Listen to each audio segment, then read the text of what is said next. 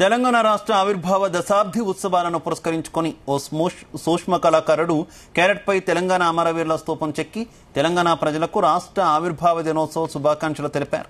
పెద్దపల్లి జిల్లా ఓదెల మండలం మడక గ్రామానికి చెందిన సూక్ష్మ చిత్ర కళాకారుడు ఆడెపు రజనీకాంత్ క్యారెట్పై తెలంగాణ అమరులను స్మరిస్తూ స్తూపాన్ని 5.5 సెంటీమీటర్ల ఎత్తు 1.5 సెంటీమీటర్ల వెడల్పుతో సుమారు 3 గంటల పాటు శ్రమించి చెక్కడం అబ్బురపరిచింది.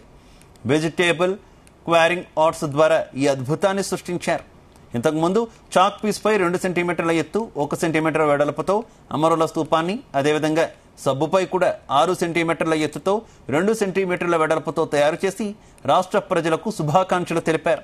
అదేవిధంగా చాక్ పీసులపై తెలంగాణ తల్లి, తెలంగాణలోని ప్రసిద్ధ కట్టడాలను కూడా తయారు చేశారు ఆడెపు రజనీకాంత్.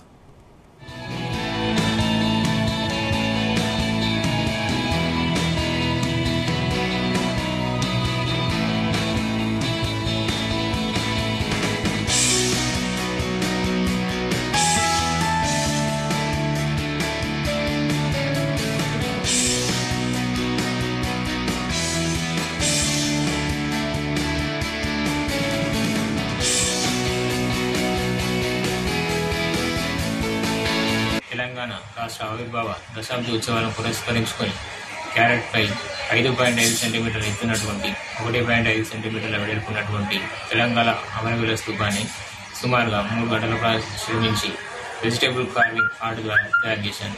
అదేవిధంగా చాక్ పీస్పై 2 సెంటీమీటర్ల ఎత్తుతో మరియు 1 సెంటీమీటర్ వెడల్పుతో కూడా తెలంగాణ అమరవీరుల స్తూపాన్ని చెక్కి ఉన్నాను.